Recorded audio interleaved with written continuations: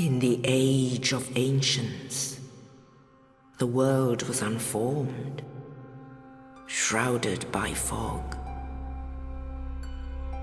A land of grey crags, arch trees, and everlasting dragons.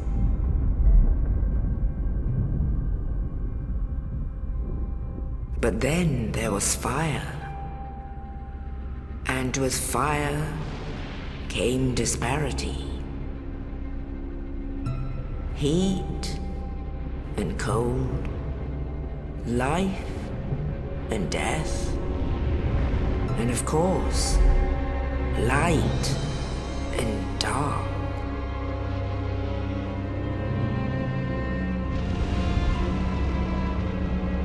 Then from the dark they came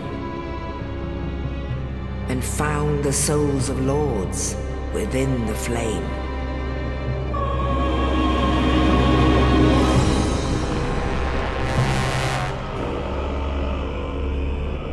Nito, the first of the dead.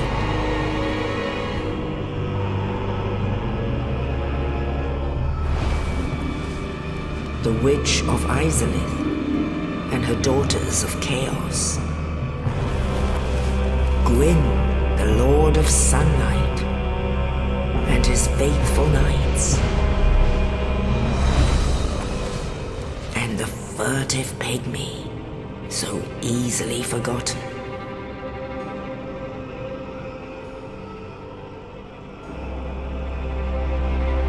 With the strength of lords, they challenged the dragons. Gwyn's mighty bolts peeled apart their stone scales. The witches weaved great firestorms. Nito unleashed a miasma of death and disease.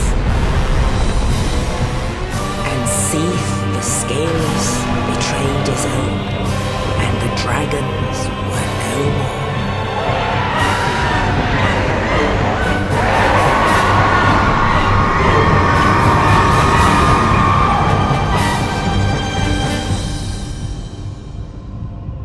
Thus began the Age of Fire.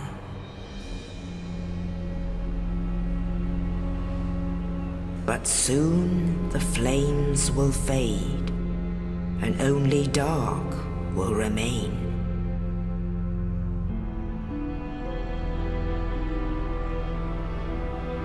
Even now, there are only embers, and man sees not light, but only endless nights. And amongst the living are seen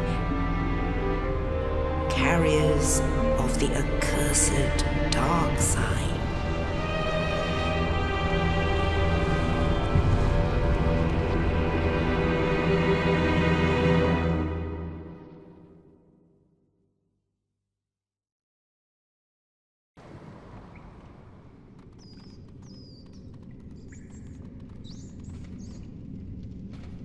Yes, indeed. The dark sign brands the undead.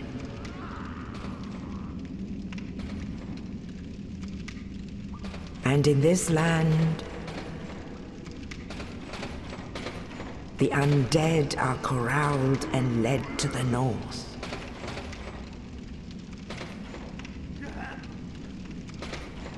Where they are locked away to await the end of the world.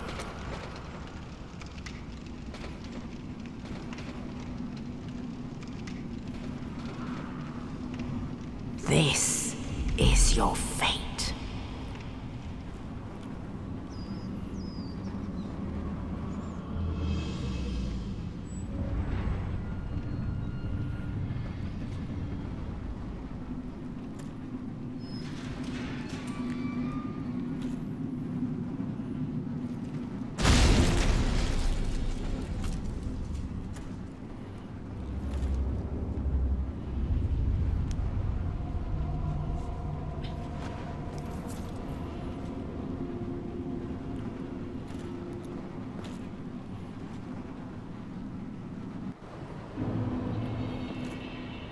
Alrighty. Hello everyone and welcome to Dark Souls Prepare to Die Edition. This is my first ever video on YouTube and this is a Let's Play. This is going to be a beginner oriented Let's Play and I am starting off as a knight. Basic controls for this game are R1 to do a normal attack, R2 to do a special or more powerful attack. Then we'll get into shield controls and stuff later. But for now, basically you start off and you're in this prison and some random knight guy has dropped a body with a key and he's helped you escape. Yeah, those enemies back there that we just killed, they're not really anything. They don't attack you, they're just hollows. And here we get to our first ever bonfire. And over here to your right, if you try to open that door, it'll say that it does not open from that side. So the only way for you to go is through here. Now, yeah, this game really throws you right into it. Up there you can see that there is a big ass dragon. Not big ass as in really big, but big ass as in big butt. And if you press the back button on your controller, you can do gestures. There are a lot of them. We're telling this big ass dragon that he is coming down. Because we're going to kick his ass. Okay, alright. First real enemy is a boss. I love Dark Souls. Ready, set, and fight! Okay, actually you're not supposed to fight him there. You can, but I don't recommend it. You're not really supposed to yet. Here's the second bonfire. Bonfires are basically checkpoints. You respawn at bonfires. They refill your healing item that we're gonna get soon, and they also respawn the enemies. So we just grabbed our first shield, and now we're grabbing our very first sword. And that guy shooting at us, shooting arrows, obviously. And he's gonna run up over here. We're going to chase him. And yeah, there we go. First fog wall. Fog walls are basically just like gates in any normal game. You walk through them to load the next area of the game. Next time you come here, there won't be a fog wall. And okay, now this is the gate door that we were at earlier, next to the first bonfire. And if you walk up the stairs and hop off, an enemy up above will roll a boulder at you. Oh, you. Letting you access this guy. Hollow. Thank goodness. I'm done for, I'm afraid. I'll die soon, then lose my sanity. I wish to ask something of you. You and I, we're both undead. Hear me out, will you? He's got a nice shield. Regrettably, I have failed in my mission. But perhaps you can keep the torch lit. There is an old saying in my family. Thou who art undead art chosen. In thine exodus from the undead asylum, maketh pilgrimage to the land of ancient lords. When thou ringeth the bell of awakening, the fate of the undead thou shalt know. Well, now you know. And I can die with hope in my heart. Oh, one more thing. Here, take this. An Estus flask. An undead favorite. Oh, and this. Now I must bid farewell. I would hate to harm you after death. So go now, and thank you. Okay, so he just gave us our first Estus flask. It's a healing item that you use in Dark Souls to heal yourself. And that noise right there is him dying, and we actually get souls from his death. He also gave us a couple keys. And you see I just parried that guy. But more on the knight dude. Theory is that after rescuing you from your cell, he tried to go take that dragon on, and dragon punted him up through the roof, and he landed in there. So yeah. So here, you see me two-hand my weapon. You just do that by pressing like triangle or Y, whichever it is on your controller. And if you are behind an enemy without your shield up and you press the normal attack button, you will perform a backstab, a form of critical attack. And this guy here, as you can see, is much more powerful. He has a shield, very good shield actually for early game. And he has a good sword for early game as well, and he has armor. So what we did there is we did a riposte, which is where you press the left L2 button to parry, and then you attack. Alright, so this guy here, we're gonna try not to botch this, and okay, we kind of got him. The idea there is basically to do a running jump attack off of the platform up there. And the reason why I started this game as a knight is because I think it's a great class for beginners. A lot of people are going to tell you to start playing this game as like really light character with no armor so that you can do lots of fast rolls and all that kind of stuff. But I think for a new player it's more valuable to have the ability to be hit. Also, your class doesn't really matter in this game because your moveset and your abilities depend on your weaponry, not on your class. The only thing that a class does in this game is decide what your starting gear and stats are. And the strategy of this boss is to basically circle around him, wait for him to attack, block his attack, and just swing at him once or twice, run away. Trust me, it's going to take you a few times to get him. I remember fighting him maybe 10 times before I finally killed him my first time through this game.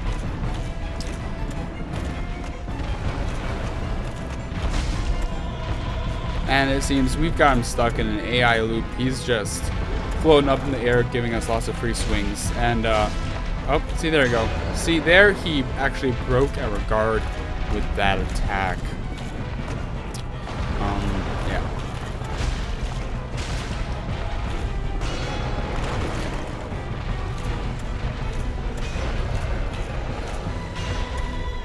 Alright, so he's almost dead here.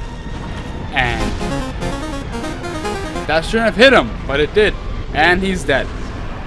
So now we get the big Pilgrim's Key, and congratulations, you've just killed your first boss if you're playing along with me. And alright, so we use the big Pilgrim's Key and we walk out into here. And as you can see, there are some developer messages congratulating you. Yeah. And yeah, we have a cutscene coming right up, so I will be quiet. So pretty. Only in the ancient legends it is stated that one day an undead shall be chosen.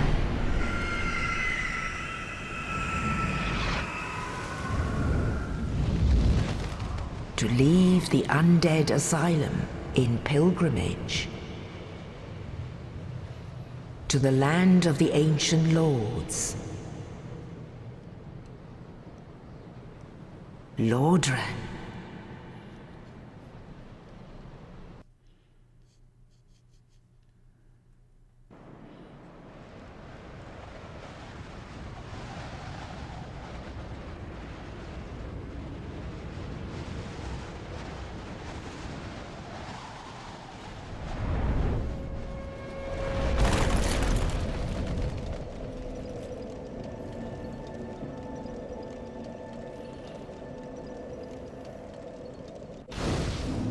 Alright, and here we are in Firelink Shrine. And there you can see another player who's online with us.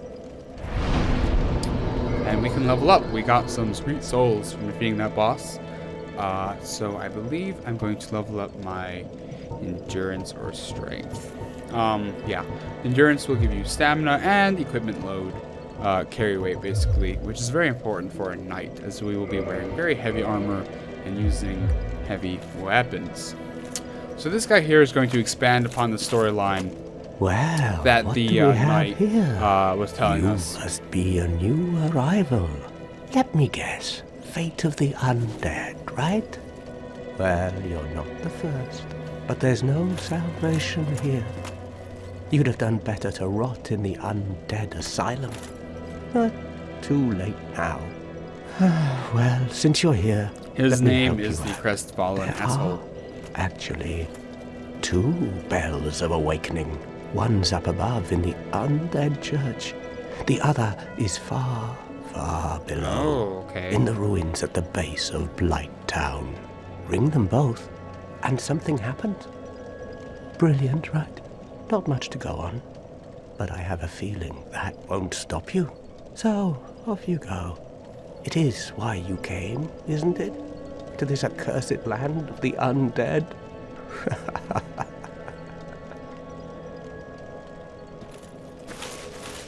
Alright, so basically the storyline so far is there are these 2 bells. Fight our way through some enemies, ring the bells, and then we'll know what we're supposed to do. This game is a very indirect way of telling the story, which I like. Some people don't like it, but I do. Hello there. I Here's am another Petrus very of important Thurland. NPC. Have you business? If not, I'd prefer to keep a distance, if possible. He's basically a merchant of faith spells and equipment. Hello there. This I character is realize going that I to have pick up requested faith that we retain our distance. a little bit later But I on also after want we you get to our know strength and stuff that up. it is not meant in ill will. Here, take this as a token of peace. Because this game does have soft caps Oh and hard my. caps on your stats. You again? Oh. I That know. are fairly low. How I about recommend this? specking into I a have to second awake offensive my ability companions later on in the here game, anyway. whether it be another So what magic if I were to or teach you some dexterity or miracles? strength. Would that please you? Very well. Then first, a covenant with the gods. Now let me share my miracles. Only their ultimate effectiveness will be determined by your efforts and your faith.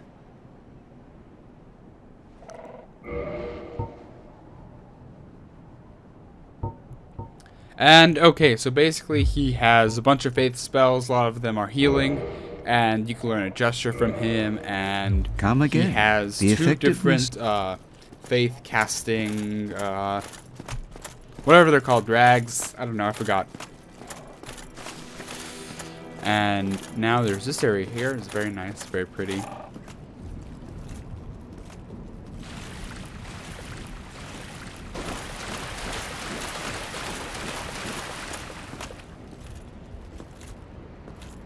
And there's a chest. It is of my belief that that chest is there just in case you happen to misplace or forget to grab a very important quest item. Never happened to me, but that's what it's for, which is nice. Because trust me, this game has a lot of fucking bugs. Okay, so a lot of people tend to go down in the beginning. Don't go down, go up. Go to the up bell first. And there we have another parry and riposte. You have to time it very carefully. I time my parries kind of based on where their hilt or their hand is in their animation. Everything in this game depends on the frame of their animation that they're on. And I recommend you that you experiment with different kinds of attacks. There are jumping attacks and running attacks. For example, you can press forwards and the attack button, or the special attack button, and do a special attack. And here we have our first real ambush, I guess. There are these 2 enemies here. The guy with the axe is hiding. And if I two-hand my weapon, it allows for a more open, arcing attack, which is useful for taking down multiple enemies.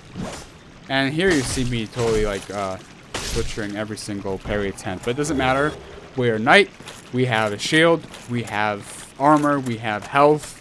A few attacks are not going to kill us or matter in the long run. And over here is a rat. Be very careful.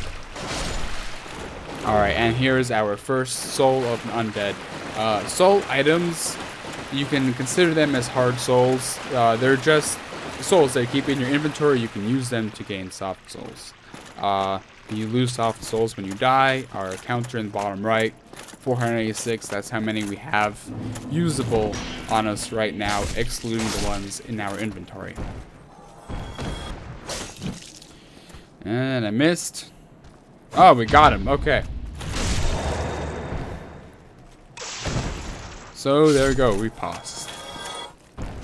And down here, you can break these boxes to go down there, but I do not want to. I believe we come back here in the 3rd episode.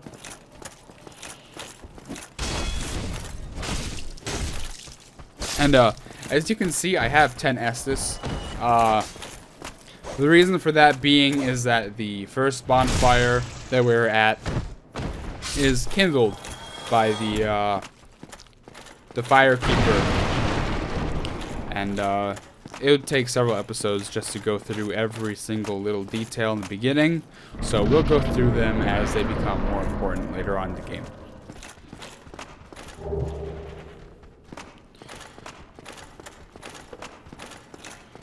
And okay. Yeah, that's the Hellkite Drake. And if you run fast enough, you can actually be hit by it and die, which would suck. So here we go, another ambush. This time it's 4 enemies. One of them is shooting an arrow at us. I recommend you just come back and wait. And also, you cannot... I don't think you can actually do... No, you can do ripostes while on staircases, but you have to be more or less at the same elevation as your opponent. Alright, now over here I'm trying to show you that... Alright, there you go. If you're hit in the head, you will actually be staggered. Alright. Now, if you did not start as a knight, you may not have a shield. And if you want a shield, you can pick up a moderately decent one here. It's called the wooden shield. It's pretty good. I've used it for a while. Not much to say about it. It's not as good as the one we're using, of course, but it is lighter. Alright, so we just killed that guy. And here we go. Our 3rd bonfire. First bonfire in the real game. The other bonfires, I guess I consider that more the tutorial area. And here, I'm wondering if you actually have to rest at a bonfire to respawn there instead of just kindling them. And yes, you do actually have to rest at them, but I hear music, which means that this is the end of this episode. Thanks for watching, guys, and I'll see you in the next one.